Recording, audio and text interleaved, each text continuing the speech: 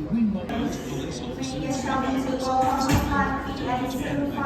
went for C, just Madagascar's probably it's African jungle, so Zootopia's more likely to have that type of jungle. Oh, locked in zoo.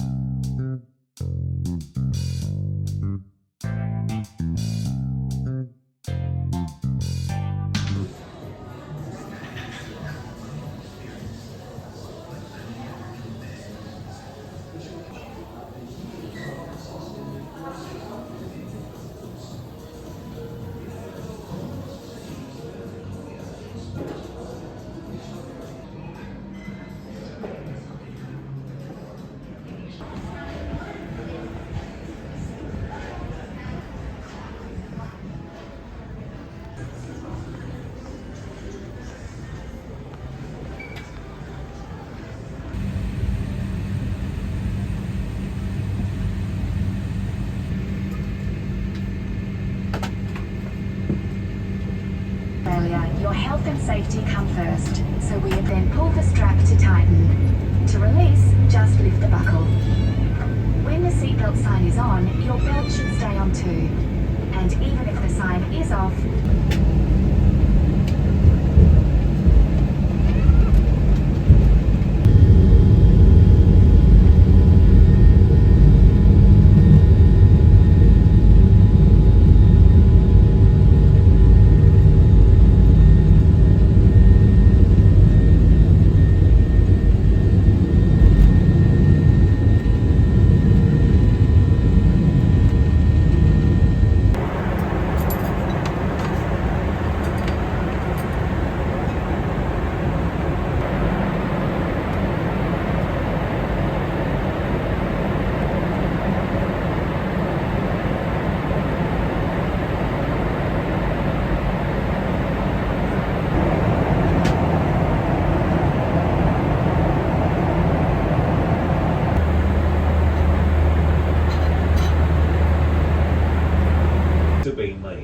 stopping only at Altandi and Loganley.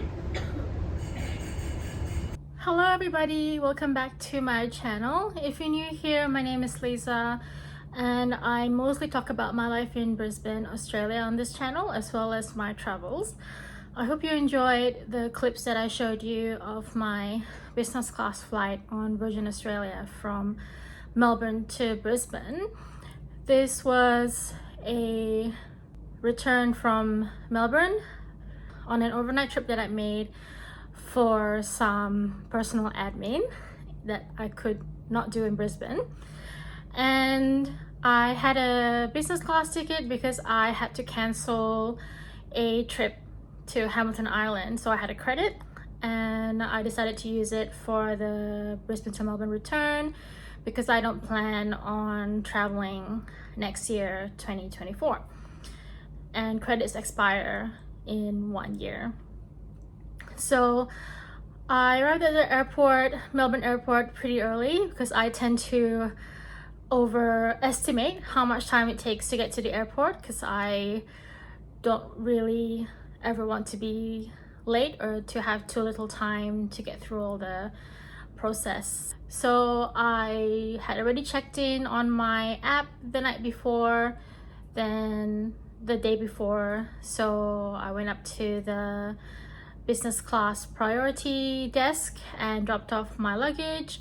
Then I went to the Virgin Australia lounge. It's quite a large lounge at Melbourne Airport and they have a few areas of seating, low tables, bench style seating, as well as high tables.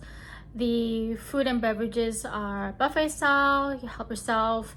They do have a coffee counter. You can make an order of whatever kind of coffee you like. I usually have a cappuccino. And they have the best cookies I've ever had. They're kind of like a salted caramel and people were coming back for those cookies, so they're really good. I didn't see if they were of a particular brand. Maybe they're made specifically for Virgin Australia lounges. I don't know, but they're really, really good. I enjoyed some of the dishes they had. There was this couscous or maybe quinoa. I think it was couscous salad, and that was really yum. I noticed in the time that I was there was sort of a changeover from more afternoon tea type dishes to more substantial dishes. I think by the time I left, they started having pies available, so that's more on like a dinner side.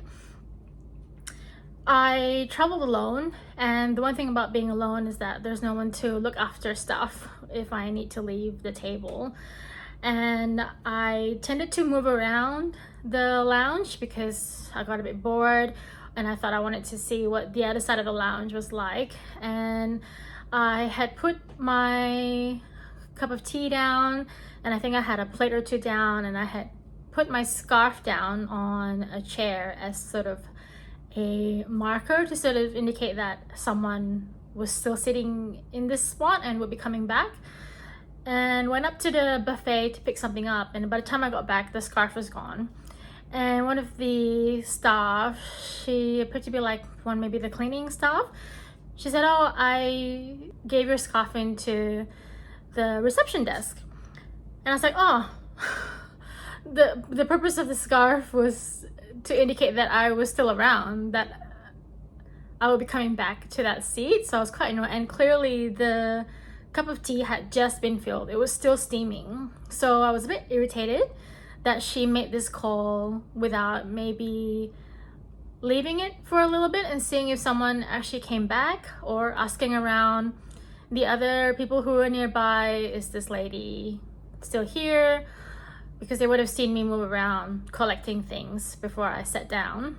So I went to the desk and got my scarf, and yeah, I did appreciate her making that call so soon and not giving it enough time for someone to come back to collect that item. And I also get that maybe she thought someone might have stolen the scarf, and I would understand that if I had been in a more public area, but it's a lounge, and which means there's less people in there, and also people who are also potentially on their own, so they probably would recognize that as a mark of someone keeping their spot. So then we were called to the gate and boarded, and I had a window seat. I tend to book window seats, and there was a lady next to me, and then another lady arrived, and turned out the lady next to me was in that other lady's seat. And a gentleman who was on the other window seat in my row, he spoke to the lady who had just arrived, and turned out him and the lady next to me were traveling together and they wanted to sit together.